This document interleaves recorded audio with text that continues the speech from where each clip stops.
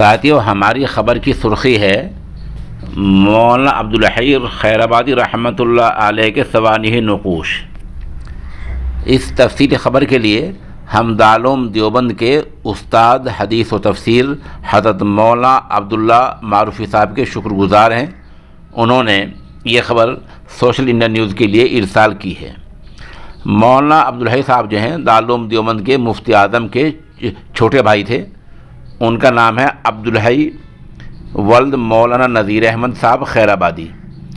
پیدائش کی تاریخ 8 مارچ 1944، یہ سرٹیفکیٹ میں ایسے ہی لکھا ہے۔ وفات کی تاریخ 21 ربیع الثانی 1442 ہجری مطابق 7 دسمبر 2020 دوشنبہ۔ ابتدائی تعلیم مرحوم کی مدرسہ منبع العلوم خیرآباد میں ہوئی۔ اس کے بعد عربی پنجم تک مدرسہ عربیہ احیاء العلوم مبارکپور میں۔ اس کے بعد معہد ملت مالیگاؤں میں تعلیم ہوئی، جہاں اس وقت آپ کے برادر بزرگ یعنی بڑے بھائی مولانا مفتی حبیب الرحمن صاحب خیرآبادی پڑھا رہے تھے۔ مرحوم کی فراغت دارالعلوم دیوبند سے 1380 ہجری مطابق 1960 میں ہوئی ہے۔ آپ نے کہاں کہاں پڑھایا؟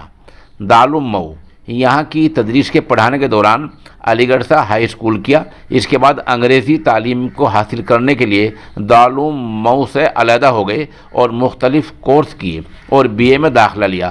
مولانا عربی زبان کے ساتھ ساتھ انگریزی زبان کے بھی ماہر تھے۔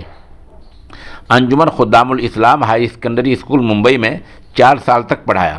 ضلع مراد آباد کانٹ میں 1 سال قیام رہا، وہاں صدر مدرس رہے۔ پھر مولانا بشیر احمد صاحب کے مشورے سے دارالعلوم ویڈالی گجرات چلے گئے، وہاں 1968 عیسوی سے 1972 تک رہے۔ عربی سوم سے دورہ حدیث تک کی کتابیں پڑھائیں۔ مدرسہ امدادیہ میں 2 سال قیام رہا، دورہ حدیث شریف تک کی کتابیں یہاں بھی پڑھائیں۔ پھر حضرت مولانا حبیب الرحمن صاحب محدث اعظمی علیہ الرحمہ کی ایما پر مظہر العلوم بنارس گئے، جہاں 2 سال قیام رہا۔ پھر 1 سال جامعۃ الرشاد اعظم گڑھ میں رہے۔ اس کے بعد شمالی افریقہ کے ایک ملک یوگنڈا چلے گئے، جہاں 2.5 برس تک ایک مدرسے میں مدرس رہے۔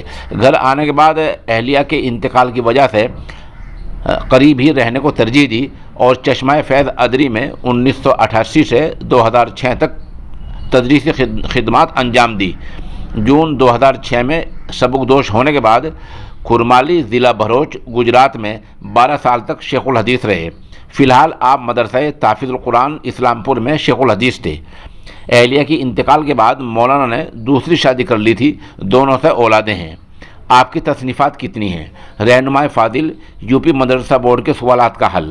اس کتاب کو جدید نصاب کے اعتبار سے مولانا نے دوبارہ مرتب کر دیا ہے، جو بالکل طباعت کے لیے تیار ہے۔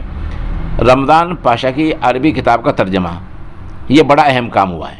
مولانا مرحوم زبردست عالم دین اور ہر فن میں مہارت رکھ سکتے، وہ صحیح معنوں میں علوم جدیدہ اور علوم قدیمہ میں ید طلوع رکھتے تھے۔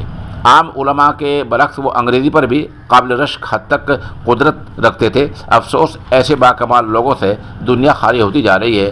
اہل خیرآباد کے لیے بلکہ پورے ہندوستان اور پوری دنیا کے لیے یہ ایک بڑا سانحہ ہے۔